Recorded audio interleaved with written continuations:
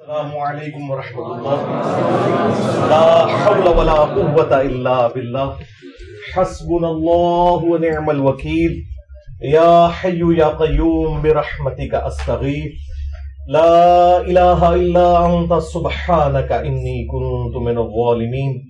ربنا آتنا من لدنک رحمہ وہیئ لنا من امرنا رشدا. اللہم صل علی محمد وعلى آل محمد وأصحاب محمد وأزواج محمد وأمة محمد أجمعين إلى يوم الدين آمين. الحمد لله رب العالمين والصلاة والسلام على سيد الأنبياء والمرسلين وعلى آله وأصحابه أجمعين إلى يوم الدين. الحمدللہ آج 22 اکتوبر 2023 کو سنڈے کے دن ہمارا یہ پبلک سیشن نمبر 117 نمبر انشاءاللہ ہوگا. آپ کے سوالات یہ ریئل ٹائم پرچیوں کی شکل میں میرے پاس آ چکے ہیں. انشاءاللہ ان پرچیوں کو بھی ہم کور کریں گے. پہلے کرنٹ افیئر کے طور پر کچھ چیزیں میں ڈسکس کر لوں.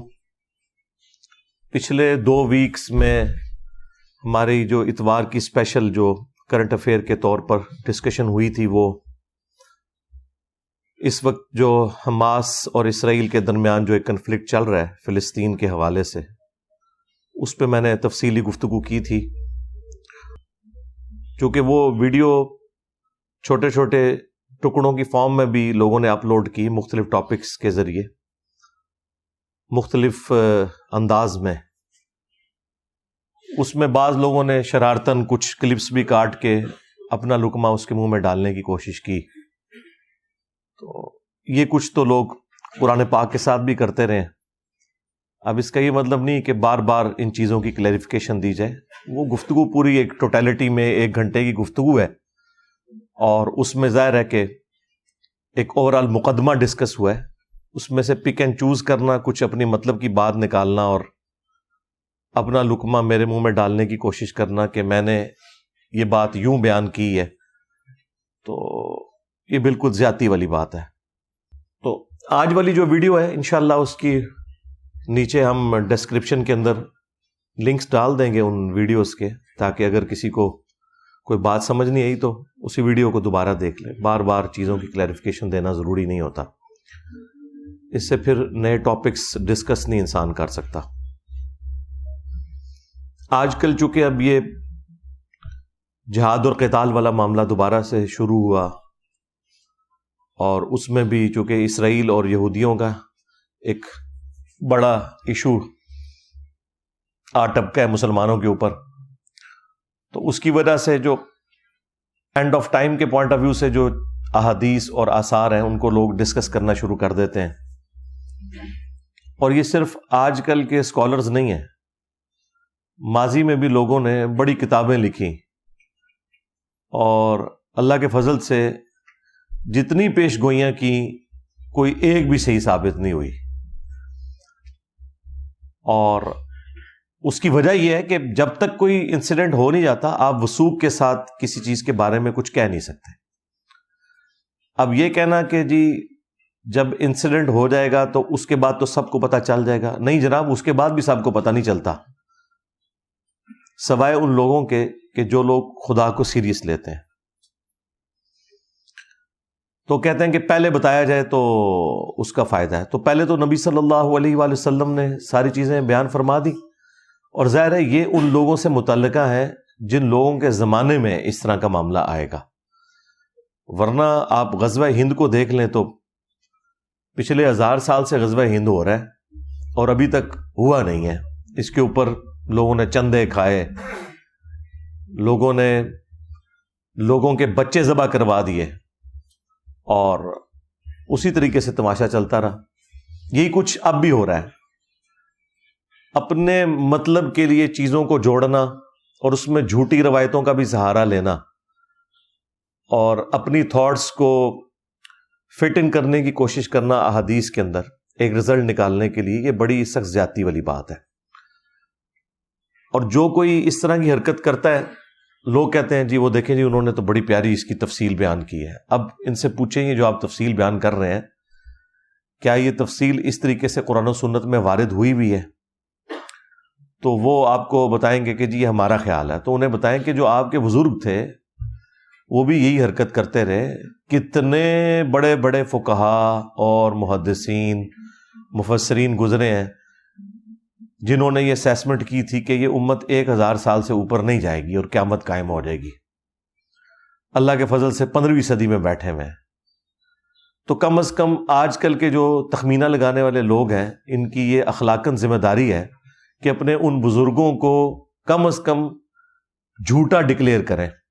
اگر جھوٹا نہیں کہہ سکتے احتراماً تو یہ تو کہیں کہ ان کے تخمینے غلط تھے.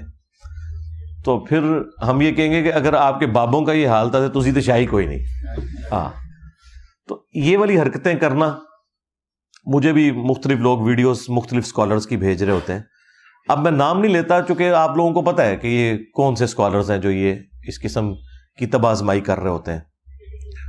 تو وہ کہتے ہیں نہیں جواب دیں. بھائی جواب تو ہوتا ہے جب کوئی بات قرآن و سنت سے کرے. جو بندہ اپنا تخمینہ لگا کے کوئی بات کرتا ہے تو اس کا جواب تو یہی ہے کہ یار یہ قرآن و سنت میں لکھا نہیں ہوا. تو اس سے زیادہ سخت جواب لینا ہے تو پھر لعنت اللہ علی الکاذبین یہی دیا جا سکتا ہے. تو ہمیں اس معاملے میں معذور تصور کریں. اس قسم کے تخمینے ہم نہیں لگا سکتے اور اس میں سے نکالنا کچھ بھی نہیں ہے. لوگ باتیں کرتے ہیں اور صرف نمبر ٹانگنے کے لیے. دنیا دار قسم کے لوگ, لگژریس لائف گزارنے والے لوگ, اور وہ حکومت وقت سے مطالبہ کر رہے ہیں جی آپ بارڈر کھول دیں جی ہمیں جانے دیں وہاں. تو میں تو گورنمنٹ سے یہی اپیل کروں گا کہ بارڈر کھول دیں, جان چھڑا لیں ان سے ایک دفعہ. بڑا اچھا موقع ہے.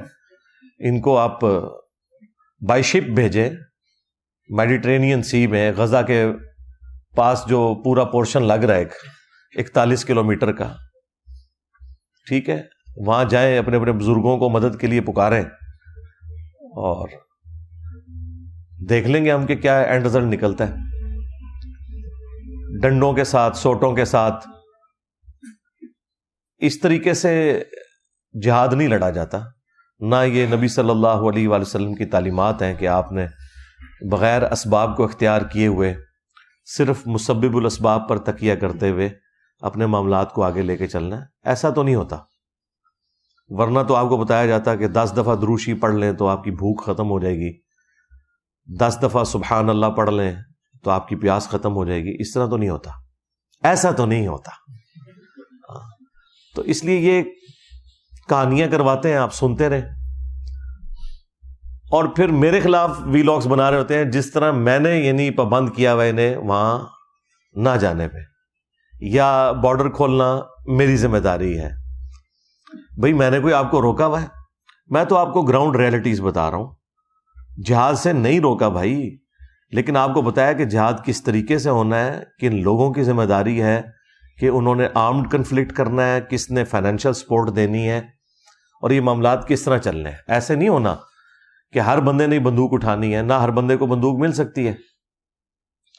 تو ہماری طرف سے جو ان پٹ ہے ہم وہ دیں گے, لیکن یہ والی ان پٹ دینا, جس طریقے کی ان پٹ یہ چاہ رہے ہیں, تو وہ تو ہمیں تو تابوت ہی ارینج کرنے پڑیں گے ان کی لاشیں اٹھانے کے لیے. اس جہاد کو نقصان ضرور ہوگا, اس سے فائدہ کوئی نہیں ہوگا. اور پھر یہ آگے کہہ رہے ہیں انجینئر صاحب روک رہے ہیں. بھائی میں نے کب روکا ہے؟ جاؤ, جان چھوڑو ہماری, سارے پہنچ جاؤ وہاں. میں نے کیوں روکا ہے؟ میں نے تو تب روکا ہو کہ میں نے کسی کو باندھ دیا ہو یا کوئی کرفیو لگا دیا ہو. نہ میں گورنمنٹ کے اندر ہوں, نہ میں اسٹیبلشمنٹ کے اندر ہوں. جائیں بھائی, آپ کو کس نے روکا ہوا ہے؟ آپ لوگ اپنے پولیٹیکل گینز کی خاطر دھرنے دے سکتے ہیں. آپ کیوں نہیں دھرنا دے رہے ہیں؟ آپ بارڈر کھلوانے کے لیے بڑھو نہ جڑیں, کیوں نہیں دے رہے؟ میں نے روکا ہوا ہے, میں نے پابندی لگائی ہوئی ہے. تو بس صرف ایک پوائنٹ سکورنگ کرنے کے لیے. اس میں سے جو اصل چیز نکالنے کی وہ یہ ہے کہ اینڈ پہ انہوں نے آپ کو اپنا اکاؤنٹ نمبر نیچے شیئر کروانا ہوتا ہے کہ جی آپ تو پہنچ نہیں سکتے, ہمیں پتہ ہے, تو ہمارا رابطہ ہو گیا, ہم انشاءاللہ آپ ہمیں چندے دیں, ہم وہاں پہنچا دیں گے. وہاں آپ ذرا مصر کے بارڈر کے اوپر دیکھیں، آلریڈی جو مصر کے لوگوں نے جتنی امداد بھجوائی ہوئی ہے نا، ابھی تو کل رات کو انہوں نے تھوڑا سا بارڈر کھولا ہے اور کچھ 20 کے قریب ٹرک انٹر ہونے دیے ہیں، تو یہاں سے کوئی امداد نہ بھی بھیجے، آلریڈی مصر کے لوگوں نے اتنا کچھ بھیج دیا ہے کہ جتنے لوگ ہیں ان سے کئی گنا زیادہ انہوں نے راشن ان کے لیے اویلیبل کر دیا ہے۔ تو مہربانی کر کے یہاں آپ کسی کو اس طریقے سے چندہ نہ دیں، یہ انہی کے اوپر لگنا ہے، کیونکہ یہ لوگ وہاں پہنچ نہیں سکتے ہیں، نہ پہنچا سکتے ہیں، نہ ان کا پہنچایا ہوا وہاں ایکسیپٹ ہونا ہے۔ وہ آپ کو پتہ ہے، وہ تو مصر کے ساتھ حالانکہ اسرائیل کے بڑے اچھے تعلقات ہیں، اس کے باوجود وہ تو ان کی چیزوں کو بھی بغیر تلاشی کے اندر نہیں جانے دے رہے، کتنا پریشر ہے اس کے باوجود ان لوگوں کی چیزیں کہاں انٹر ہونے دینی ہے۔ تو یہ کچھ بھی نہیں ہونا، یہ پیسے انہی کی جیبوں میں جانے ہیں، انہوں نے نئی گاڑیاں نکلوانی ہیں، انہوں نے اور پلاٹس خریدنے ہیں۔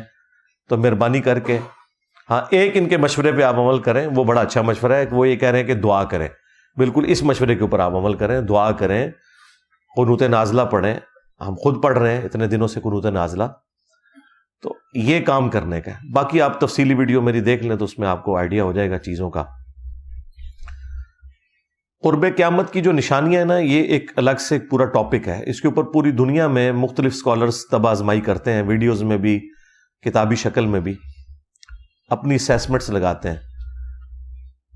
اب میرے اندر اتنی جرت نہیں ہے کہ میں اس لیول پہ آگے جاؤں، میں صرف ان نشانیوں کے بارے میں آپ کو بتا سکتا ہوں جو پوری ہو چکی ہیں پہلے سے۔ مستقبل قریب میں یا مستقبل بعید کے اندر جو ہونے والی ہیں ان کے بارے میں بتا سکتا ہوں، لیکن پریزنٹ ٹائم میں اس وقت یہ کون سی نشانی پوری ہو رہی ہے یہ بتانا میرے لیے پاسبل نہیں جب تک کہ وہ اسٹیبلش نہ ہو جائے۔ قیامت کی سب سے بڑی نشانی رسول اللہ صلی اللہ علیہ وآلہ وسلم کا دنیا میں آنا ہے۔ صحیح مسلم میں حدیث ہے، امام جعفر علیہ السلام نے اپنے والد امام باقر علیہ السلام سے، اور انہوں نے جابر بن عبداللہ رضی اللہ تعالیٰ عنہ سے روایت کی ہے کہ نبی صلی اللہ علیہ وآلہ وسلم جب کبھی بھی منبر پر تشریف لاتے، آپ کی آواز بلند ہو جاتی، آنکھیں سرخ ہو جاتی، غصے میں اضافہ ہو جاتا، گویا کوئی جرنیل اپنی فوج کو تیار کر رہا ہے۔ یعنی اگریسو سٹائل میں گفتگو کرنا ممبر کی ریکوائرمنٹ ہے۔ ممبر کی ریکوائرمنٹ طارق جمیل سٹائل یا غامدی سٹائل نہیں ہے، بلکہ محمدی سٹائل ہے، جس کے اوپر یا ڈاکٹر اسرار صاحب عمل کرتے تھے یا اللہ کے فضل سے میں عمل کرنے کی کوشش کرتا ہوں۔ اس کے بعد آپ صلی اللہ علیہ وآلہ وسلم فرماتے حمد و صلات کے بعد، فَإِنَّ خَيْرَ الْحَدِيثِ كِتَابُ اللَّهِ وَخَيْرَ الْهَدِيِ هَدْيُ مُحَمَّدٍ صلی اللہ علیہ وآلہ وسلم وَشَرَّ الْأُمُورِ مُحْدَثَاتُهَا وَكُلَّ مُحْدَثَةٍ بِدْعَةٍ وَكُلَّ بِدْعَةٍ ضَلَالَةٍ وَكُلَّ ضَلَالَةٍ فِي النَّارِ۔ یہ صحیح مسلم میں بھی خطبہ موجود ہے، سنن نسائی کے اندر بھی موجود ہے، میں نے کئی دفعہ بیان کیا۔ اس کے بعد آپ فرماتے ہیں کہ میں اور قیامت اس طرح ساتھ بھیجے گئے ہیں جیسا کہ یہ دو انگلیاں، یعنی نبی علیہ السلام اور قیامت کے درمیان اب کوئی اور فاصلہ نہیں ہے، حالانکہ 1500 سال گزر چکے ہیں۔ اب مجھے بتائیں، جب صحابہ کرام یہ بات سنتے ہوں گے تو ان کے دماغ میں تو ہوگا 50 60 نہیں تو 100 سال بعد قیامت آ ہی جائے گی۔ اور بعض لوگوں نے ایک حدیث سے دھوکہ کھایا بھی، وہ بخاری اور مسلم دونوں میں حدیث ہے کہ نبی صلی اللہ علیہ وآلہ وسلم نے فرمایا کہ 100 سال نہیں گزریں گے، اس وقت جتنے روئے عرض پہ لوگ موجود ہیں ان پہ قیامت قائم ہو جائے گی۔ اور وہ غیر مسلم بھی اس حدیث کو بخاری مسلم کی اٹھا کے کہتے ہیں کہ دیکھو تمہارے نبی کی تو خبر غلط نکلی، حالانکہ اس کے کئی ایک طرق موجود ہیں بخاری مسلم میں، اور اس میں ایک طریق کے اندر عبداللہ ابن عمر رضی اللہ تعالیٰ عنہ، حالانکہ وہ 100 سال پورے ہونے سے پہلے ہی شہید ہو گئے 74 ہجری میں، نبی علیہ السلام کی وفات کے بعد 63 ایئرز تک زندہ رہے، ابھی 100 سال پورے نہیں ہوئے۔ یا تو ہوتا نا کہ 100 سال پورے ہو جاتے تو پھر آپ کہیں گے عبداللہ بن عمر نے تعویل کر دی باطل، نہیں، ابھی 40 سال پڑے ہوئے ہیں۔ اور وہ جب یہ حدیث بیان کرتے تھے تو وہ ساتھ بتاتے تھے کہ نبی علیہ السلام نے فرمایا تھا کہ جو اس وقت لوگ موجود ہیں ان پر قیامت قائم ہو جائے گی، مراد یہ کہ یہ قرن ختم ہو جائے گا، یہ زمانہ ختم ہو جائے گا اور اگلی جنریشن سٹارٹ ہو جائے گی۔ آلموسٹ 100 سال کے اندر ایک جنریشن شفٹ ہو جاتی ہے دوسری میں۔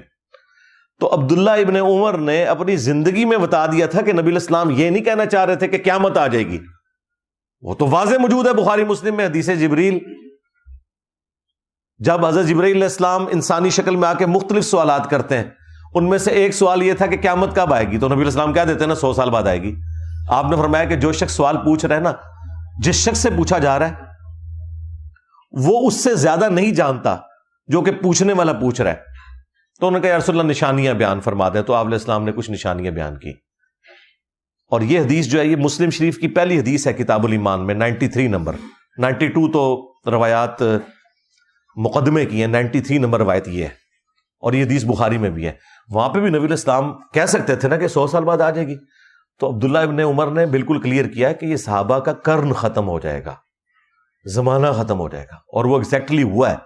آخری صحابی ابو طفیل عامر بن واثلہ رضی اللہ تعالیٰ عنہ، جو شیعان علی میں سے تھے اور جنگ صفین میں مولا علی کے ساتھ رہے، مولا علی سے حدیثیں بھی روایت کی، یہ آخری صحابی ہیں جو دنیا سے گئے نبی علیہ السلام کی وفات کے 100 سال کے بعد، آلموسٹ 110 ہجری کے اندر۔ آپ علیہ السلام کی وفات 11 ہجری کے سٹارٹ میں ہوئی ہے، اور یہ 110 ہجری میں فوت ہوئے ہیں ابو طفیل عامر بن واثلہ رضی اللہ تعالیٰ عنہ۔ وہی صحابہ کا قرن، یعنی وہ زمانہ 100 سال میں ختم ہو گیا، یعنی صحابہ کرام اور ان کے زمانے کے لوگوں کے اوپر قیامت قائم ہوگی، کیونکہ مرتے ہی قیامت شروع ہوگی نا ان کی۔ اس سے مراد وہ بڑی قیامت نہیں ہے۔ تو آپ ایمانداری سے بتائیں، جب صحابہ کرام یہ سنتے ہوں گے کہ یہ 2 انگلیاں جیسے ساتھ بھیجی گئی، تو ان کے دماغ میں کیا آتا ہوگا؟ 100 سال نہیں تو 150 200 سال ان کے دماغ میں بھی تھا کہ 1500 سال تو ہم گزار چکے ہیں، ابھی پتہ نہیں اور کتنے گزرنے ہیں۔ تو نبی علیہ السلام کا دنیا میں تشریف لانا یہ خود قیامت کی نشانیوں میں سے ایک نشانی ہے۔ پھر نبی علیہ السلام کی مبارک زندگی میں کچھ نشانیاں قیامت کی، ایک کا ذکر تو قرآن میں بھی ہے، سورۃ القمر کا سٹارٹ، اقتربت الساعہ وانشق القمر، قریب آ گئی قیامت اور چاند 2 ٹکڑے ہو گیا۔ اس کانٹیکسٹ میں بخاری مسلم میں حدیث ہے کہ نبی علیہ السلام کے لیے نشانی کے طور پر اللہ تعالیٰ نے چاند کو 2 ٹکڑے کر دیا تھا، اور وہ ہیرا پہاڑ کے دائیں اور بائیں ہوا اور پھر جڑ گیا۔ تو قرآن نے اس واقعے کو قیامت کی نشانی بتایا ہے، اور یہ نشانی کب پوری ہوئی؟ نبی صلی اللہ علیہ وآلہ وسلم کی مبارک زندگی میں۔ تو اس سے آپ کا دماغ کھل جانا چاہیے کہ کسی نشانی کا آ جانا یہ اس چیز کی دلیل نہیں ہے کہ بس قیامت آئی کہ آئی، اس کا علم اللہ تعالیٰ کے ساتھ خاص ہے۔ اور قرآن میں یہ ٹاپک جگہ جگہ آیا کہ اے نبی آپ سے قیامت کے بارے میں پوچھتے ہیں، قل انما العلم عند اللہ وانما انا نذیر مبین، اے نبی تم فرما دو کہ اس کا علم تو اللہ کے ساتھ خاص ہے، اور میں تو نہیں ہوں مگر ڈر سنانے والا۔ تو قیامت کا علم یہ اللہ تعالیٰ کے پاس ہے کہ وہ کب آنی ہے، لہٰذا یہ ویلاگ ضرور دیکھا کریں، محظوظ ہوا کریں، اس میں سے نکلنا کچھ بھی نہیں ہے، سیدھی سی بات ہے۔ باقی جو نشانیاں وہ الحمدللہ میں نے تفصیل کے ساتھ بیان کی ہیں، لیکن جو کچھ آپ نکالنا چاہتے ہیں نا وہ میں کبھی بھی نکال کے نہیں دوں گا، نہ میری جرت ہے کہ میں اللہ اور اس کے رسول سے آگے بڑھنے کی کوشش کروں عز وجل وصلی اللہ علیہ وآلہ وسلم۔ بخاری اور مسلم دونوں میں حدیث ہے، تمہاری اس وقت کیا شان ہوگی کہ جب عیسیٰ ابن مریم تم میں عادل حکمران کی حیثیت سے نازل ہوں گے، صلیب کو توڑ دیں گے، خنزیر کو قتل کر دیں گے، جزیہ موقوف کر دیں گے، یعنی سب لوگ اسلام قبول کر لیں گے، اور مال کی ریل پیل ہوگی۔ یعنی نبی صلی اللہ علیہ وآلہ وسلم نے مستقبل کی یہ خبر دے دی کہ عیسیٰ ابن مریم نے اس دنیا میں اترنا ہے۔ عیسیٰ ابن مریم کے بارے میں امت کا یہ اجماعی عقیدہ ہے، سنی ہو شیعہ ہو، کہ انہوں نے قیامت سے پہلے اس دنیا میں تشریف لانا ہے، اور اپنے زمانے میں اللہ تعالیٰ نے انہیں زندہ آسمانوں پہ اٹھایا تھا۔ اس حوالے سے میں نے تفصیلی ویڈیو ریکارڈ کروائی ہوئی ہے، میں آج اس تفصیل میں نہیں جاؤں گا ورنہ ٹاپک اور طرف نکل پڑے گا۔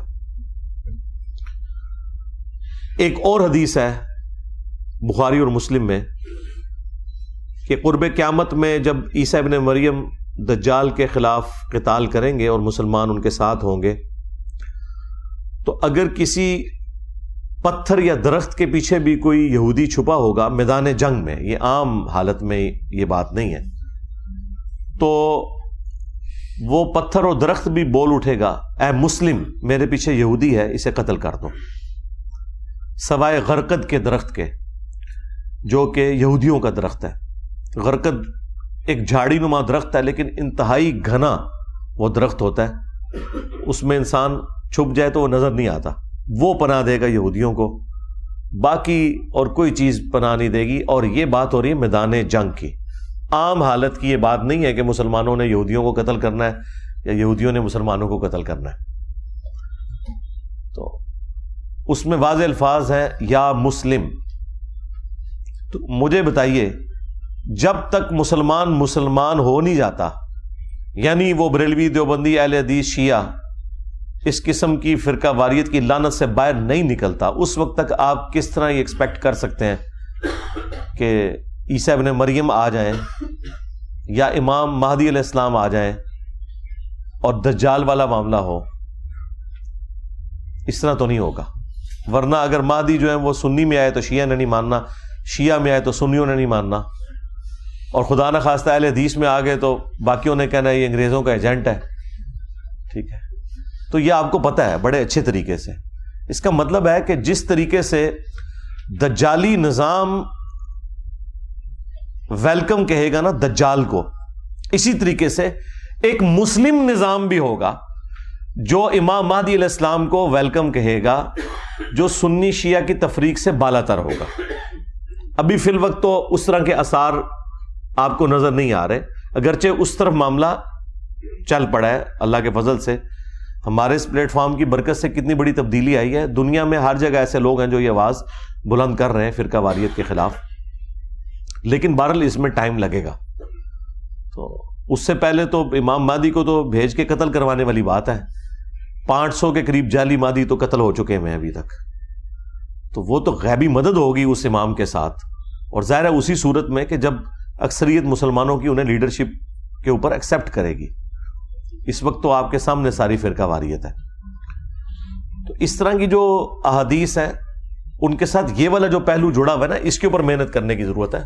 ویسے لوگوں کو خوابوں کی دنیا میں رکھنا اور یہ کہنا کہ مسلمان بالکل یونائٹ ہے، ایسا تو نہیں ہے، آپ کو بھی پتہ ہے کیا صورتحال ہے مسلمانوں کی۔ دجال کے حوالے سے بخاری اور مسلم میں درجنوں احادیث ہیں، خصوصاً مسلم شریف کے اندر تو بڑی تفصیل کے ساتھ، یعنی ذخیرہ احادیث میں جتنی احادیث صحیح مسلم کے اندر دجال والے چیپٹر میں آئی ہیں اور کسی کتاب کے اندر نہیں آئی ہیں۔ یہ آپ کو کمبائنڈ فارم میں مشکات المصابیح کے اندر 3 جلد کے اندر آپ کو یہ ساری احادیث ایک خاص ترتیب کے ساتھ مل جائیں گی۔ مشکات کو میں نے انسائکلوپیڈیا آف حدیث ڈکلیئر کیا ہے، یہ آج سے آلموسٹ 700 سال پہلے یہ کتاب فائنل ہوئی ہے۔ اس کے تعارف پہ میں نے پوری ویڈیو ریکارڈ کروائی ہے، وہ آپ دیکھ لیجئے گا۔ بہرحال یہ اہل سنت کی مین سٹریم کی جتنی کتابیں ہیں بخاری سے لے کے ابن ماجہ تک، اس کے علاوہ بھی اور کتابوں کے سمجھ لیں نوٹس ہیں، اس میں جو 3 جلد میں آلموسٹ 57 کے قریب احادیث صرف دجال اور نزول عیسیٰ سے متعلق ہیں، وہ آپ پڑھیں انشاءاللہ، آپ کو اوورال ایک بلو پرنٹ سامنے آ جائے گا اس حوالے سے۔ میں تو اس میں سے جو کنکلوژن ہے وہ آپ کے سامنے رکھ سکتا ہوں کہ ہم نے کیا کرنا ہے، یعنی سب کی تو یہ خواہش ہے نا کہ اس فتنے سے بچیں، اس کے لیے نبی صلی اللہ علیہ وآلہ وسلم نے جو ارشاد فرمایا وہ میں آپ کے سامنے رکھ دوں گا، یہی چیز ہے۔ اس سے زیادہ ہم کیا کر سکتے ہیں، اور اس سے زیادہ کی ضرورت بھی نہیں ہے۔ خام خواہ اس کے اوپر ایک ہنگامہ کھڑا کر کے اور اپنی طرف سے چیزیں ایڈ کر کے لوگوں کو اپنے خیالات کا اسیر کرنا، یہ بڑی سخت زیادتی والی بات ہے۔ اس کی وجہ سے پھر احادیث والا معاملہ تو بیک فٹ پہ رہ جائے گا۔ دجل عربی زبان میں کہتے ہیں دھوکے کو، جھوٹ کے لیے بھی استعمال ہوتا ہے، اور یہ جو دجال ہے اسے المسیح الدجال کہا گیا ہے، یعنی جھوٹا مسیح۔ سچے مسیح کون ہے؟ عیسیٰ ابن مریم علیہ السلام، اور جھوٹا مسیح کون ہے؟ المسیح الدجال جو بالکل قرب قیامت میں آئے گا. تو اس کا مطلب یہ ہے کہ وہ ایک دھوکہ ہے انسانیت کی آزمائش کے لیے. یہودیوں کے ہاں یہ چیز موجود ہے. ان کی پوری ہسٹری میں آپ کو انبیاء کرام علیہ السلام کے حوالے سے بڑی تفصیلات ملیں گی, اور یہ ان کا ایک سمجھ لیں شغف ہے انبیاء کرام علیہ السلام کے بارے میں سارا یہ نالج رکھنا. ان کی کتابوں میں پروفیسیز بھی موجود ہیں. ان میں سے جو سب سے بڑی پروفیسی جس کے اوپر یہ اسرائیل بھی قائم کیا ہے ان لوگوں نے, وہ یہ ہے کہ قرب قیامت میں ایک مسیح آئیں گے جنہوں نے پوری دنیا کے اوپر حکومت قائم کرنی ہے.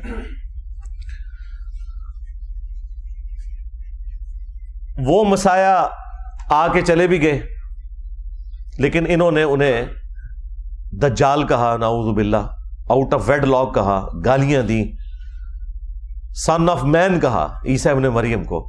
اللہ تعالیٰ نے ان کی جان بخشی کی اور انہیں زندہ آسمانوں پہ اٹھا لیا. اب قرب قیامت میں جب دجال آئے گا تو یہ اس کو اپنا وہ مسیح مان لیں گے, اور پھر اس کو قتل کرنے کے لیے عیسیٰ ابن مریم کو اللہ تعالیٰ دنیا میں بھیجیں گے. لہذا یہ جو پرسنالٹیز ہیں یہ دو ہیں. ایک عیسیٰ مسیح ہے جو اوریجنل مسیح ہے, اور ایک ہے مسیح الدجال جو جھوٹا مسیح ہے, جسے ہم دجال کہتے ہیں. یہودیوں کا لیڈر وہ مسیح ہوگا جو دجال ہے, اور مسلمانوں کا اور کرسچنز کا لیڈر, کیونکہ کرسچنز بھی اسلام قبول کر لیں گے.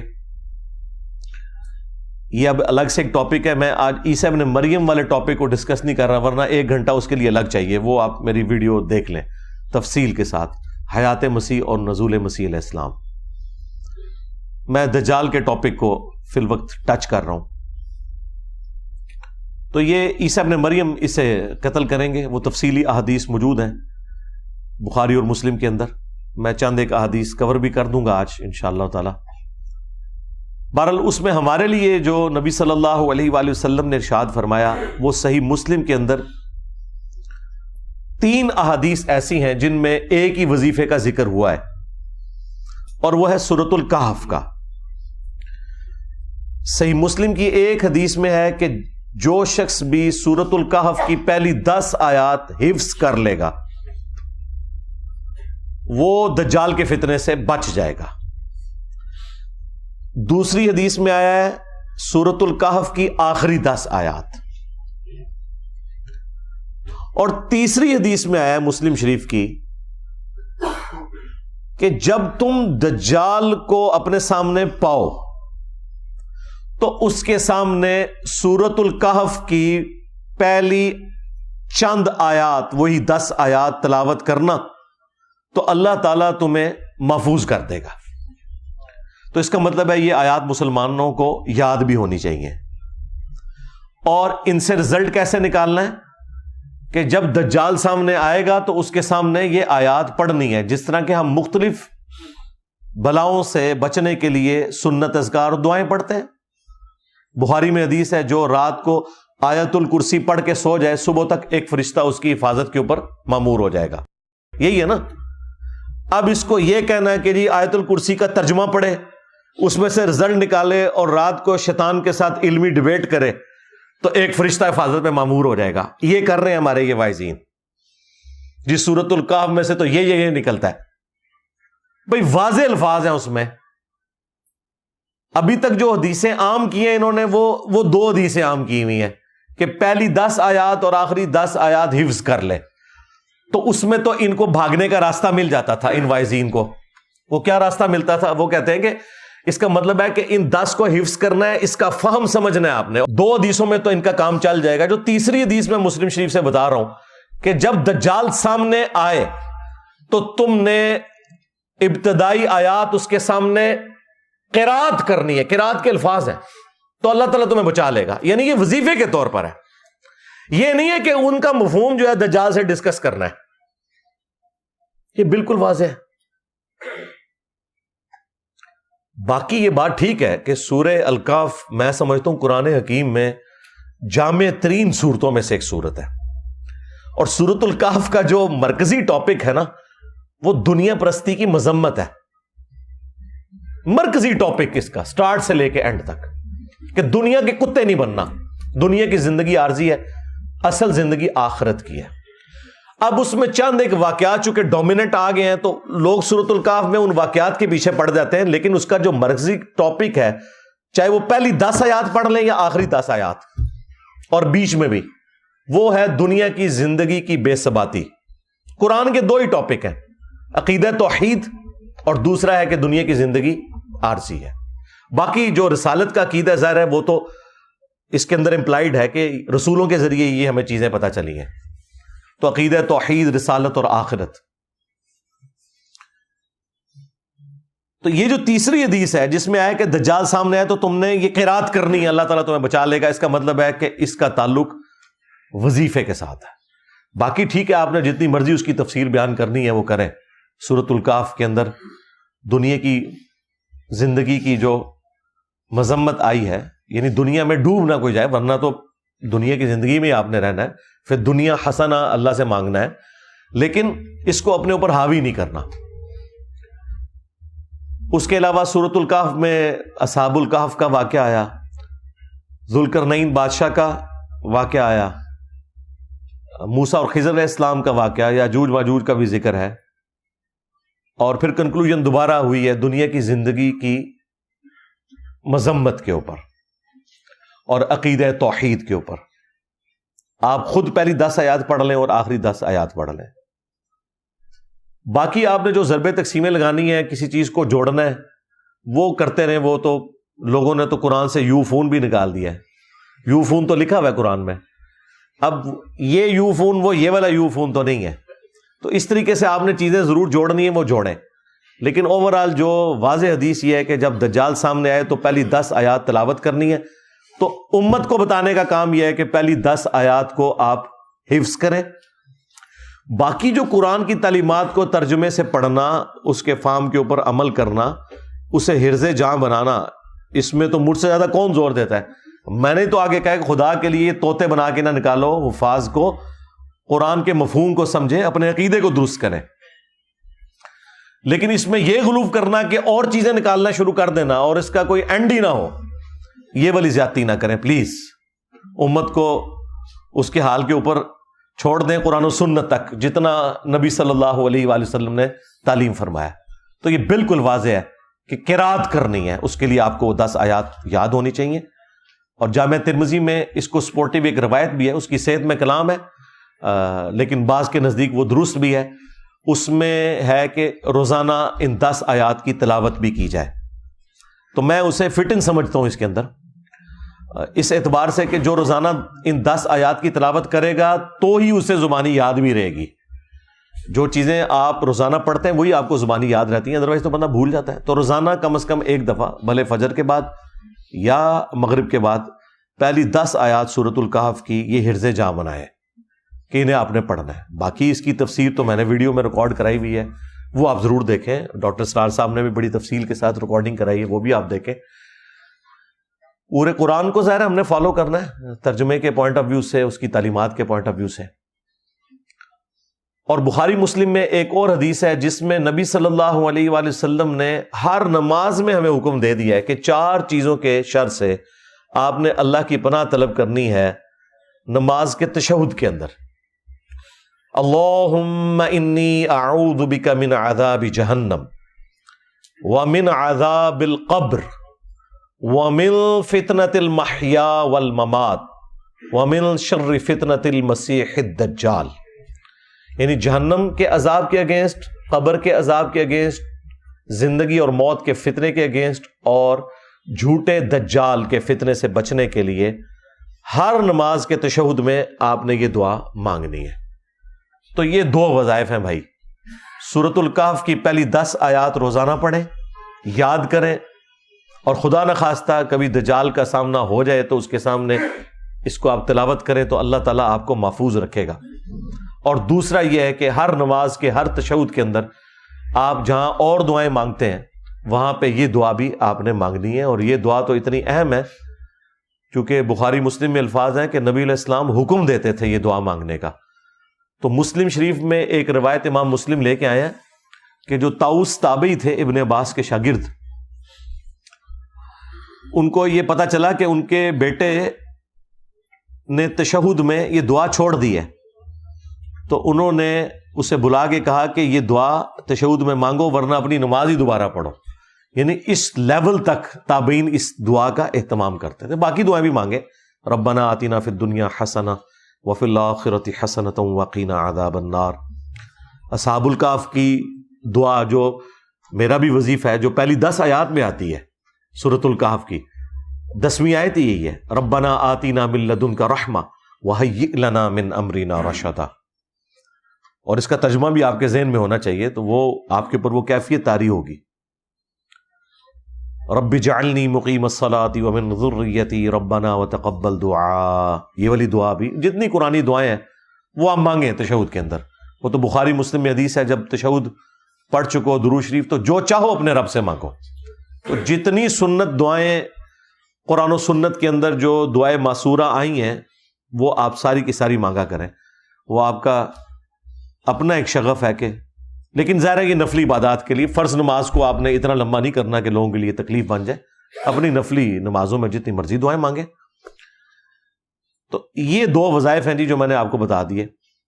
تیسرا وظیفہ جو میں نے ڈیڈکٹ کیا ہے، اس طرح کا کوئی ڈیڈکٹ کرے تو وہ بالکل درست ہے، اور وہ ہے قرآن و سنت کی تعلیمات کو پڑھنا، اس پہ عمل کرنا اور اسی کو فائنل اتھارٹی ماننا، کسی بابے کی بات کو نہ ماننا. یہ بھی وہ وظیفہ ہے جو آپ کو دجال سے بچائے گا. آپ سوچ رہے ہیں کہ کیسے؟ جی بخاری مسلم میں لکھا ہوا ہے کہ جب دجال آئے گا تو ایک مؤمن اس کے سامنے کھڑا ہوگا. وہ اسے کہے گا میں تیرا رب ہوں، مان مجھے. وہ کہے گا کہ مجھے نبی کی حدیث پہنچی ہے کہ تو دجال ہے. وہ کہے گا میں تیرے 2 ٹکڑے کر کے تجھے دوبارہ زندہ کروں گا، پھر تو مجھے رب مان لینا. مردوں کو زندہ کرنا تو رب کا کام ہے. وہ اس کے 2 ٹکڑے کرے گا، اس کے درمیان چلے گا، پھر اسے جوڑ کے دوبارہ زندہ کر لے گا. کتنی بڑی آزمائش ہے. یعنی انسانی تاریخ میں اتنی بڑی آزمائش کسی نے دیکھی ہوگی؟ وہ زندہ ہو جائے گا، پھر وہ اسے کہے گا ہاں سنا اب بتا. وہ کہے گا کہ تیرے اس عمل نے میرے عقیدے میں ہی مضبوطی کی ہے، کیونکہ نبی علیہ السلام نے یہ بھی فرمایا تھا کہ ایک مومن کو قتل کر کے وہ دوبارہ زندہ کر لے گا. تو دجال ہے. دیکھ لیں بابوں کے ماننے والے تو پہلے گر پڑیں گے. بابی گئے ہاں. اور جو کتابی ہوں گے، کتاب و سنت کے ماننے والے، وہ کہیں گے حدیث پہنچی ہے. مجھے بتائیں یہ مخلوق کہاں پائی جاتی ہے جو کہتی ہے کہ یہ میرے نبی کی حدیث ہے، میں کچھ نہیں مانتا. اور ان کے سامنے تو ڈیوڈ کاپر فیلڈ آ جائے تو یہ غوث وقت اسے مان لیں گے. ان کی حالت تو یہ الوژن دیکھ کے یہ گر جانے والے لوگ ہیں. سن سنا کے پاگل ہو گئے ہیں. اگر انہوں نے کوئی چیز دیکھ لی تو انہوں نے تو سجدے میں گر پڑنا ہے دجال کے سامنے. تو نبی علیہ السلام فرماتے ہیں اس کے ایک ہاتھ میں آگ ہوگی اور ایک میں جنت ہوگی. وہ جو آگ ہوگی بیسیکلی وہ جنت ہوگی، اور وہ جو جنت جو ہے وہ اصل میں آگ ہوگی.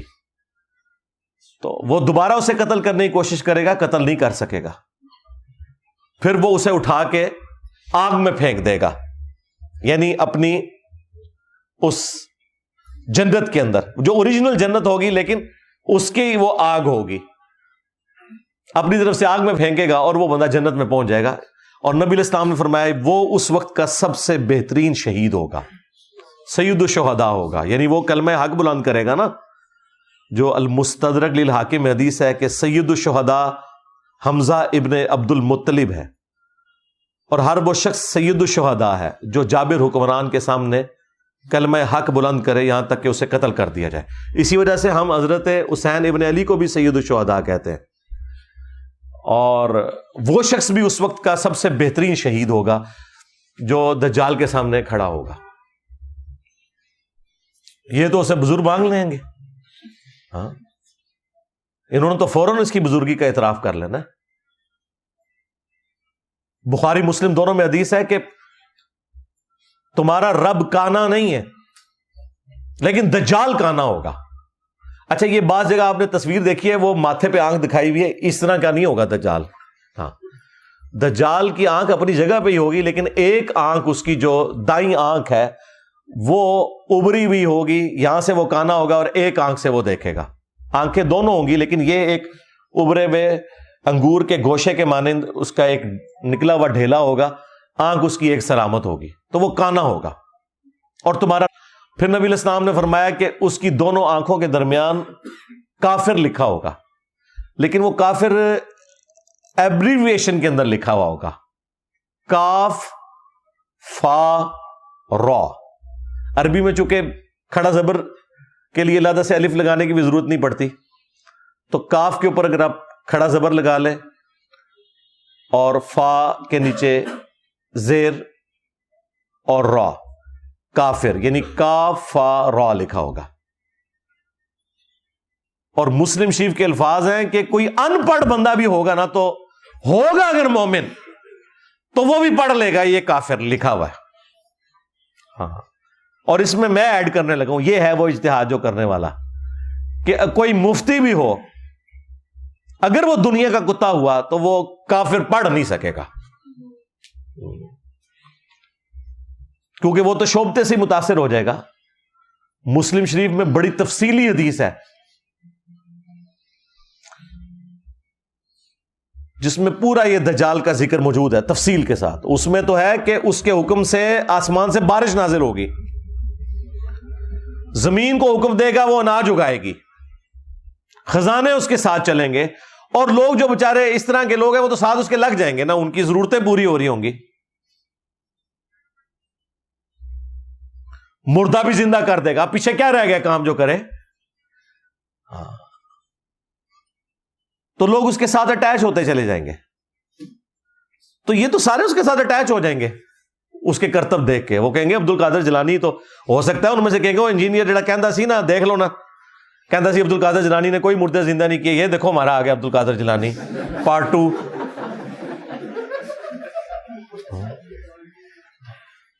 ان لوگوں کی کوئی حالت ہے جن کو آپ قرآن اور حدیث دکھائیں یہ لوگ ماننے کے لیے تیار نہیں ہوتے. انہوں نے وہ کافر بھی پڑھ کے بھی اس کی تعویل کر جانی ہے. ہو سکتا ہے کاف سے وہ کشف سمجھ لیں، ہاں، فا سے فیض سمجھ لیں، ہاں، اور را سے روحانیت سمجھ لیں. تو بچے گا وہی بھائی جس کا یہ نعرہ ہوگا کہ میرے نبی عیسیٰ ہے ہی کوئی نہیں، تیرے بابے تے شاہ ہی کوئی نہیں، تیرا بابا دجال تے شاہ ہی کوئی نہیں.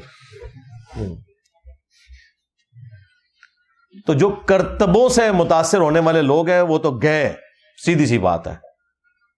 بچے گا وہ جو قرآن و سنت پہ چلنے والا ہوگا، ہاں انشاءاللہ تعالی. باقی نبی صلی اللہ علیہ وآلہ وسلم کی جو تفصیلی احادیث ہیں وہ آپ مشکات سے خود پڑھ لیں. اس میں ایک تمیم داری والی وہ جساسہ والی حدیث بھی ہے، جو ایک سمندری سفر کے دوران ایک جزیرے پر انہوں نے دجال کو زنجیروں میں جکڑا ہوا دیکھا تھا، اور پھر نبی علیہ السلام کو پوری تفصیل بیان کی. آپ علیہ السلام نے باقاعدہ صحابہ کرام کو جمع کر کے کہا کہ دیکھو میں نے جو نشانیاں بتائی تھیں اس کو اللہ تعالیٰ نے وہ دکھایا بھی ہے. اور ابن سیاد کے حوالے سے بھی مسلم شریف میں احادیث موجود ہیں، بخاری میں بھی ہے. ابن سیاد بھی دجالوں میں سے ایک دجال تھا، لیکن وہ جو بڑا دجال ہے وہ یہ نہیں تھا. اس کے اوپر اتفاق ہے. اس کے اوپر بعض لوگ پوچھ رہے ہوتے ہیں کہ ابن سیاد کے بارے میں، جب نبی علیہ السلام کو بعد میں بتا دیا گیا کہ یہ وہ والا دجال نہیں ہے، تو وہ احادیث بالکل واضح ہے کہ وہ دجال بالکل ڈیفرنٹ ہے. کیونکہ بخاری مسلم دونوں میں حدیث ہے کہ قیامت اس وقت تک قائم نہیں ہوگی جب تک کہ 30 جھوٹے دجال نہ پیدا ہو جائیں، جن میں سے ہر ایک دعوی نبوت بھی کرے گا. اب یہ والا دجال بھی دعوی نبوت سے سٹارٹ لے کے دعوی خدائی تک پہنچے گا، کیونکہ یہ مسیح تو کہہ رہا ہوگا نا اپنے آپ کو. تو نبی علیہ السلام فرمایا کہ 30 جھوٹے دجال آئیں گے جو دعوی نبوت کریں گے. ایک تو ہمارا یہ پچھلی صدی میں غلام القادیانی دجال گزرا ہے، یہ بھی دجالوں میں سے ایک دجال تھا. یہی حدیث ابو داؤد اور ترمذی میں ہے. اس میں تو نبی علیہ السلام نے فرمایا کہ 30 جھوٹے دجال دعوی نبوت کریں گے. انا خاتم النبیین لا نبی بعدی، میں خاتم النبیین ہوں، میرے بعد کوئی نبی نہیں ہے، اور میری امت کا ایک گروہ قیامت تک حق پر قائم رہے گا، کوئی نقصان پہنچانے والا انہیں نقصان نہیں پہنچا سکے گا، وہ غالب رہیں گے۔ امام بخاری، امام مسلم نے بھی یہ والا حدیث کا پورشن لیا ہے، اس میں امام بخاری نے ایک باب باندھا ہے اس حدیث کے اوپر کہ ہوا اہل العلم، اس سے مراد اہل علم ہے جو گروہ حق پر رہے گا، وہ فرقہ نہیں ہے، وہ گروہ ہے۔ فرقے تو جہنمی ہیں، وہ ابو داؤد میں حدیث ہے کہ 72 فرقے جہنم میں جائیں گے، 73 ہو جائیں گے۔ 73 اس لیے ہو جائیں گے کہ ایک کو جب توڑا جائے، اس کے 72 ٹکڑے اور کیے جائیں تو وہ اوریجنل تو اپنی جگہ رہے گا نا، تو اس اوریجنل کو آپ فرقہ نہیں کہہ سکتے، فرق تو وہ ہے جو ٹوٹ کے الگ ہو، ورنہ کیا صحابہ کرام کو آپ فرقہ کہیں گے؟ صحابہ کرام اہل بیت کس سے ٹوٹ کے الگ ہوئے تھے؟ وہ تو نبی الاسلام کے ساتھ تھے۔ آپ سے ٹوٹ کے جو الگ ہوئے وہ 72 فرقے ہیں۔ درخت اپنی اوریجنل جگہ پہ موجود ہے، پتا جو ہے وہ فرق کہلاتا ہے۔ تو فرقے سارے جہنمی ہیں، ایک گروہ حق پہ قیامت تک قائم رہے گا۔ تو یہ جو 30 جھوٹے دجال ہیں یہ آنے ہی آنے ہیں۔ ان میں سے جو سب سے بڑا دجال ہے وہ آخری دجال ہے، اور ظاہر ہے اس کے لیے ایک سسٹم تو ہوگا۔ یہ کہنا کہ دجال ایک سسٹم کا نام ہے، سسٹم بھی ہے، وہ سسٹم جو کہ اس کو ویلکم کہے گا،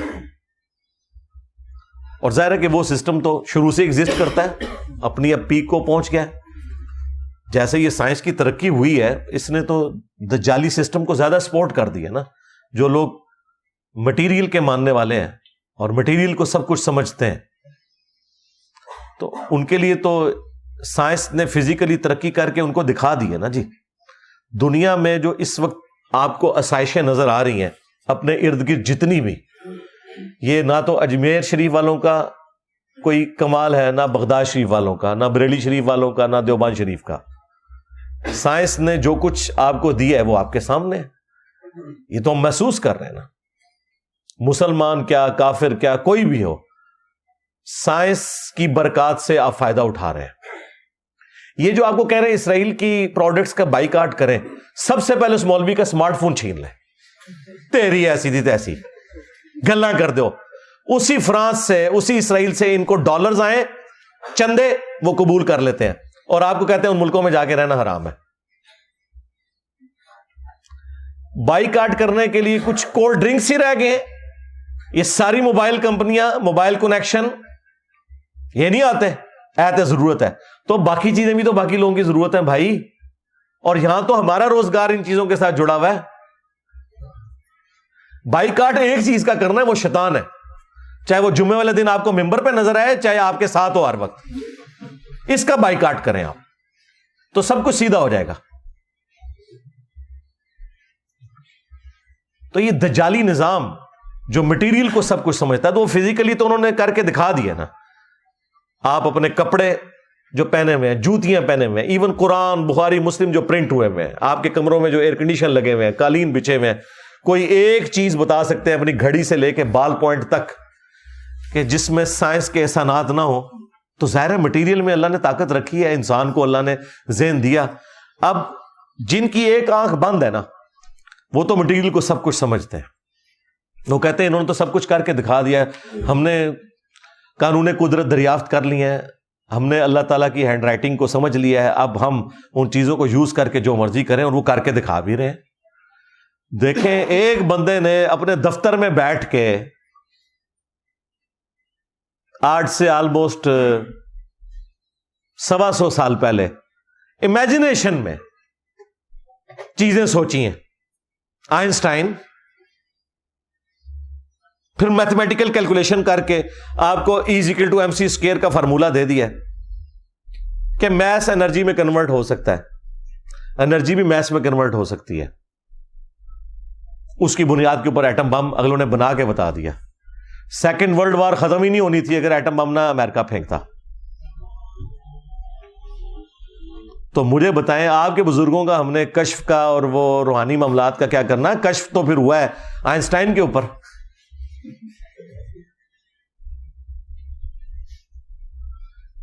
اس کی صرف جو کیلکولیشن ہے نا، جو اس فارمولے تک پہنچنے کے لیے اس نے جتنا میتھمیٹیکل ورک کیا ہے، وہ ہم کسی غوث وقت کے سامنے رکھتے ہیں، وہ صرف اس کو پڑھ کے بتا دے کہ ہوا ہوا کیا ہے۔ سمجھانا تو دور کی بات ہے، صرف ریسائٹ کر دے کہ لکھا کیا ہوا ہے۔ تو دنیا کے حقائق اللہ تعالیٰ نے کھولے ہیں نا ان کے اوپر، جن لوگوں نے ایفرٹ پٹ کی ہے۔ یہ اللہ تعالیٰ نے ایک اپنی سنت رکھی ہوئی ہے. تو سائنس نے ہماری زندگی آسان کر کے دکھا دیا, اور اس چیز نے پھر لوگوں کو دھوکے میں مبتلا کر دیا. انہوں نے مٹیریل کو سب کچھ سمجھا, اور یہ ہے دجالی سسٹم کہ ایکوائرڈ نالج جو اللہ تعالیٰ نے دیا تھا, سائنس کا علم, the knowledge obtained through observations and experiments, اس کو سب کچھ سمجھ لیا.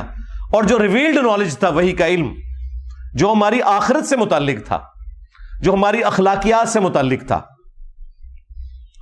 اس سے ان لوگوں نے آنکھ بند کر لی. اسلام تو دونوں علوم کو ساتھ لے کے چلتا ہے. اور میں کہتا ہوں یہ ایکوائرڈ نالج سائنس نے تو جتنی توہمات کی مٹی پلیت کی ہے نا, ہمارے پاس تو کوئی ذریعہ نہیں تھا ان کی مٹی پلیت کرنے کا. ہم انہیں قرآن و سنت سے آیات اور احادیث بتاتے تھے تو یہ لوگ نہیں مانتے تھے. سائنس نے تو سب کچھ کر کے دکھا دیا ہے. اب ہم ان کو کہتے ہیں ہاں جی آؤ نا جناب, تم لوگ کہتے ہو نا بزرگ دلوں کا حال جانتے ہیں, اور تمہارے بزرگوں کا حال یہ ہے کہ آج کے وقت میں جن لوگوں کو تم لوگوں نے غوث ڈکلیئر کیا ہوا ہے نا, انہوں نے بھی اتنا موٹا چشمہ لگایا ہوتا ہے پڑھنے کے لیے. پاپا جانی اور اس کا جو پوتا ہے جس کا نام انہوں نے معاویہ رکھا ہوا ہے, اتنا موٹا اس کو شیشہ لگا ہوا ہے. تو جو دلوں کے حال جانتے ہیں وہ یہ اپنے وہ اچھا وہ اجمیر شریف کا آئی پیڈ نہیں بنا ہوا, نہ بریلی شریف کا, نہ دیوبند شریف کا, ہاں وہ بھی امریکہ شریف کا, جاپان شریف کا, اسرائیل شریف کا بنا ہوا ہے. اس کو پڑھ رہے ہوتے ہیں, اور اس میں بھی جب نہیں پڑھا جاتا نا تو وہ اینک لگاتے ہیں. ویسے ان کو کوئی بتایا نا, یار تھوڑی عزت بچانی ہے, اینک اتار کے نا انہوں تھوڑا زوم کر لیا کرو, انجینئر صاحب دے فتنے تو بچ جاؤ گے. تو وہ اینک لگا کے اس سے پڑھ رہے ہوتے ہیں. یہ لوگ ہیں جو لوگوں کے دلوں کے حال جانتے ہیں. سائنس نے دیکھیں ان کی مٹی کیسی پلید کی ہے کہ اینک ان کو بھی لگانی پڑ گئی ہے, اور اس سے یہ ان کا پول کھل گیا کہ دل کے حال تو چھوڑتے ہیں. جو میں یہ کہتا تھا نا, یہ سامنے سے دیکھ کے نہیں پڑھ سکتے, یہ اردو نہیں پڑھ سکتے بڑھاپے میں دیکھ کے بغیر اینک کے. سائنس پڑھنا تو دور کی بات ہے. تو یہ سائنس نے چونکہ سب کچھ کر کے دکھایا تو وہ لوگ ظاہر پھر اسیر ہو گئے. انہوں نے کہا جی واہ واہ واہ, یہ ہے اصل علم. ٹھیک ہے, جس کو یہ روحانیت کہتے ہیں جو کچھ ہے, اس نے تو سائنس نے تو کیا کرشمہ کر دیا ہے. 8 سے 100 سال پہلے کا انسان اگر نکل آئے قبر سے باہر اور آپ اس کو بتائیں کہ یہ میرا موبائل فون ہے, میں لائیو تجھے اس وقت مکہ اور مدینہ دکھاتا ہوں, وہ ماننے کے لیے تیار ہوگا؟ بھائی اس نے تو 4 مہینے یہاں سے پیدل جا کے حج کیا ہوا ہے, وہ کیسے مان لے گا؟ لیکن آج ہمارے بچے کو بھی پتا ہے. کہتے ہیں جی انجینئر صاحب کہتے ہیں بابے تے شاہی کوئی نہیں. اوے بابے تے بچے دے سامنے شاہ کوئی نہیں. ساڑھے بچے موبائل چلا سکتے ہیں, تھوڑے بابے بھی نہیں چلا سکتے جب تک کہ کسی سے سیکھ نہ لے. بنانا تو دور دی کر ہے, وہ چھڑ دو, بنا تو سکتے ہی نہیں ہے. تو سائنس نے ان کی بہت مٹی پلیت کی. حج عمرے کے لیے جاتے رہے نا یہ سارے بزرگ. تیل تو 1960 میں گوروں نے ہی نکالا ہے. ان سے پوچھے جب تم مکے مدینے حج کے لیے جاتے تھے تیل کیوں نہیں تمہیں نظر آیا؟ تسی تو 7 زمینہ تھلے ویکھدے سو.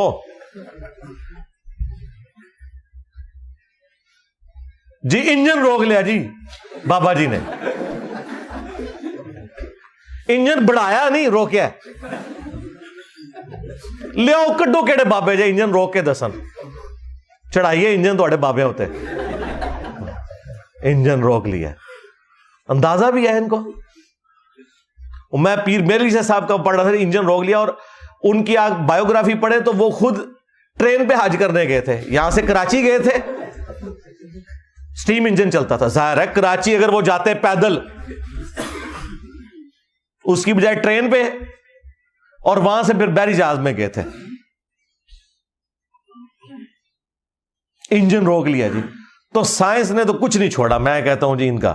اسی لیے میں نے کئی سال یہ پہلے کہا تھا کہ یہ جو آج کا ماڈرن دور ہے نا, اس میں یہ جو تم نے دیو مالائی قصے کہانیوں والا دین لوگوں کو بتایا نا, اس کی اب کوئی گنجائش باقی نہیں ہے. یہ ہے ہی فراڈ تھا. ٹھیک ہے, اور یہ نہ سمجھیے گا کہ یہ میری تھاٹس ہے. ہمارے ذہن والے لوگ شروع سے ایگزسٹ کرتے ہیں, لیکن چونکہ حکومتوں کے اندر صوفیاء کے ماننے والے بیٹھے ہوئے تھے, وہ ایسے لوگوں کو قتل کروا دیتے تھے. ان کی آواز کو دبا دیا جاتا تھا. یوٹیوب تو نہیں تھا نا. آج آپ امیجن کریں انٹرنیٹ یوٹیوب نہ ہوتا تو آپ لوگ یہاں بیٹھے ہوتے ہیں. دنیا کے کونے کونے سے آ کے یہاں پہ لوگ مجھے مل کے جاتے ہیں. یہ ایک چھوٹے سے کمرے میں یہ آواز دفن ہو جانی تھی. یہ تو اللہ تعالیٰ نے ایک فیصلہ فرمایا ہے کہ ٹھیک ہے صحیح بات لوگوں تک پہنچے.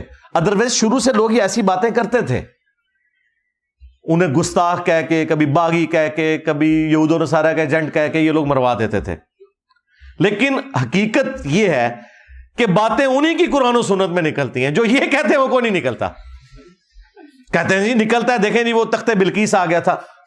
اچھا جی تخت بلقیس آ گیا تو رفع الیدین کرنا چھوڑ دئیے. کوئی رفع الیدین شروع کر دے نا, اسے کہتے تخت بلقیس آ گیا سی. بھائی تخت بلقیس دا رفع الیدین نال کے تعلق؟ تو میں تو ان کو پھر للکارا ہے کہ ٹھیک ہے یار چھڑ دو, اسٹیچو آف لبرٹی امریکہ کا لاؤ مارگلا ہلز کے اوپر رکھو. کیڑا بابا جے لے آؤ بابا کے دو بار, میں مان لاں گا. ہاں تخت بلقیس والا واقعہ وہ ہم مانتے ہیں. بھائی عیسیٰ ابن مریم نے مردوں کو اللہ کے عزت سے زندہ کیا, ہم مانتے ہیں. تمہارے عبد القادر جیلانی کے بارے میں جھوٹ بولو گے وہ نہیں مانیں گے. ورنہ میں کہتا ہوں جی میں بھی مردے زندہ کرتا ہوں, چلو یہ کیا کہیں گے, آگے سے کہیں گے نا کر کے دکھا, تو تسی نہیں کر کے دکھانا, جھوٹے ہو. یہ میرے نیچے وہ تخت ہے, میں کہتا ہوں جی میں لے کے آؤں جی پلک جھپکنے سے پہلے, چلو منو, کیا کہیں گے لے آ کے دکھاؤ. یہی بات جب ہم کرتے ہیں کہتے ہیں جی دیکھو مندے ہی نہیں. تو کوئی اصول ہے آپ کا جس کے اوپر آپ کھڑے ہوئے؟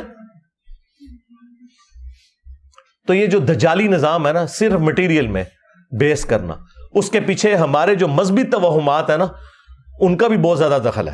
جب آپ یہ کہیں گے کالی بلی راستہ کاٹ دے تو یہ نحوست ہے. آپ کو یہ بتایا جائے کہ زلزلہ جو ہے وہ اس لیے آتا ہے کہ وہ ایک گائے نے ایک سینگ کے اوپر زمین اٹھائی ہوئی ہے, جب دوسری پہ شفٹ کرتی ہے زلزلہ آتا ہے. آپ کو جب یہ بتایا جائے کہ آپ کے گھر کی منڈیر کے اوپر کوا اگر زور سے بولے تو یہ مہمان کے آنے کی نوید ہے. آپ کو بتایا جائے کہ جوتی پہ جوتی چڑھ جائے تو کہ مہمان آئے گا. میری تو روزانہ جوتی پہ جوتی چڑھتی ہے, میں نیڑے نہ لگن دینا کسی نو. مہمان دے آنا دور دی گل ہے, سفر لکھا ہوا ہے, جوتی پہ جوتی چڑھ جائے تو سفر لکھا ہوا ہے. یہ کہانیاں بنائی ہوئی ہیں انہوں نے. جب یہ چیزیں آئیں گی تو پھر ظاہر ہے کہ دوسری طرف جو سائنس والے لوگ ہیں وہ کہیں گے ہمارے بزرگوں نے تو کر کے دکھا دیا نا, دیکھو باہر ٹیمپریچر ہے 40, اندر چیک کر لو 25 ہے. ہمارے بزرگوں نے تو کر کے دکھا دیا ایئر کنڈیشن بنا کے. ہمارے بزرگ فیراڈے نے تو بجلی بنا کے بتا دی. ہمارے بزرگ آئنسٹائن نے جو ہے وہ تھیوری آف ریلیٹیوٹی دے کے تو گریویٹیشن کو سمجھا دیا. ہمارے بزرگ نیوٹن نے ہمیں یہ فارمولے دیے ہیں, دیکھو ہم تو اسپیس شٹل لے کے اوپر پہنچ گئے ہیں. تو آڑے بزرگ کتنے نے کٹو. تو یہ جو انہوں نے یہ سارا ڈکوسلا کیا تھا, یہ دجالی سسٹم بننے کی وجہ بھی یہ لوگ ہیں. انہوں نے جو دین پیش کیا ہے نا اس کا اینڈ رزلٹ یہی نکلنا تھا. آج سائنس کی برکت سے جو کچھ ہو رہا ہے نا, پرانے بزرگ اگر نکل آئے نا قبروں سے تو یہ ساری چیزیں معجزات اور کرامات ہیں جو آپ کو سائنس نے کر کے بتا دی ہیں. آپ ذرا ایک لمحے کے لیے سوچیں تو صحیح کہ کیا کچھ ہو گیا. ان 250-300 سال کی جو ترقی, اس میں بھی جو لاسٹ 50-60 سال کی ترقی ہے پوری انسانی تاریخ میں نہیں ہے. تو اللہ تبارک و تعالیٰ نے انسان کو ترقی کروائی ہے, یہ ہمیں نظر آ رہی ہے. اب جب اس کی برکات لوگ دیکھتے ہیں تو وہ پھر مٹیریل کے ہی ہو کے رہ جاتے ہیں. وہ انبیاء والی جو تعلیمات ہیں اس سے پھر روگردانی کرتے ہیں. لیکن پرپز آف لائف وہ آپ کو سائنس نہیں بتائے گی. سائنس صرف خدا کا تعارف کروائے گی. یہ ہارمونی جو اس کائنات کے اندر ہے نا جتنی, وہ آپ کو سائنس بتائے گی کہ بھئی یہ سپریم بینگ یا سپر نیچرل ایجنسی کے انٹروین کیے بغیر یہ پاسبل نہیں ہے. وہ آپ میری ویڈیو دیکھ لیں, ویئر ڈڈ گاڈ کم فرام, وہ انگلش سب ٹائٹل کے ساتھ بھی اپلوڈ کی ہوئی ہے ہدایہ وکٹری چینل کے اوپر ہمارے بھائی نے. ابھی تو ہر آئے دن ایسی ایسی چیزیں سامنے آ رہی ہیں کہ انسان پریشان ہو جاتا ہے. اگر آپ کلاسیکل فزکس اور کوانٹم فزکس ان دونوں کو اسٹڈی کریں تو آپ حیران ہو جائیں گے کہ اللہ تبارک و تعالیٰ نے ان معاملات کو کس طریقے سے ٹیکل کیا ہوا ہے. انسانیت تو 20ویں صدی کے آغاز میں کنکلوڈ کر بیٹھی تھی کہ ہم نے فزکس ساری سمجھ لی ہے. آئنسٹائن نے آگے پورا رخ ہی بدل کے رکھ دیا. اور پھر جب یہ کوانٹم فزکس والا آیا ہے کانسیپٹ تو دنیا تو پریشان ہے کہ چھوٹے لیول کے اوپر چیزوں کا اندازہ ہی نہیں ہے، اور وہ پھر بعد میں اتنی آرگنائز چیزیں بن جاتی ہیں. وہ اب ایک ٹاپک الگ ہے. تو مجھے اچانک، چونکہ آج کل میں کافی ویڈیوز اس کے اوپر بھی دیکھ رہا ہوں، تو میرے ذہن میں آ گیا. تو یہ اللہ ہی اللہ ہے جی، مخلوق کے پلے کوئی شے نہیں، سیدھی سی بات ہے. مخلوق کا کام یہ ہے کہ اپنے رب کے سامنے عاجزی کا اظہار کرے. ہاں، یہ کام ہے کرنے کا. تو دجال کے حوالے سے وہ حدیث آپ وہاں سٹڈی کریں تو آپ کو تفصیل کے ساتھ سب کچھ مل جائے گا. ایک ایک حدیث کو ڈسکس کرنا ضروری نہیں ہے، میں نے اوورال ایک کنسیپٹ آپ کے سامنے رکھ دیا تاکہ جن لوگوں کو اس ٹاپک کے ساتھ شغف ہے ان کے لیے ایک چیز سامنے آ جائے. پلس خود احادیث کا مطالعہ کریں، قرآن پاک کی آیات کا مطالعہ کریں، فزیکلی اسے اپنے سامنے رکھ کے پڑھیں اور دیکھیں اس میں سے کیا نکل رہا ہے. یہ نہیں کہ کان سے پکڑ کے کوئی کدھر چلا دے تو آپ چل پڑیں. وہ مانے جو ٹیکسٹ میں لکھا ہوا ہے، اس ٹیکسٹ کی کوئی تفسیر بیان کرتا ہے جو فٹ ان بیٹھتی ہے وہ بھی مانے، کوئی حرج نہیں اس کے اندر. لیکن ایک خاص آپ نے لائن کو کراس کر کے خود سے ضرب تقسیمیں نہیں لگانی. یہ والی چیز جو ہے نا پھر وہ آپ کو فتنے کے اندر مبتلا کر دے گی، اور پھر اس میں پھر بعد میں شرمندگی والا معاملہ ہوگا. اس لیے میں نے چند ایک احادیث بیان کی ہیں، اس کے علاوہ بھی کئی احادیث ہیں، وہ آپ اس میں پڑھ لیں. اب وہ تو 2-3 گھنٹے لگ جائیں گے اگر ان سارے ٹاپکس کو کور کیا جائے. میں نے ایک اجمالاً، چونکہ آج کل یہ ٹاپک ڈسکس ہو رہا ہے اور لوگ ہمیں بھی کہہ رہے ہوتے ہیں جی بولو جی بولو، لو جی پھر ایسی ہے بولے جائے. ہاں لو سامو، ہاں سلو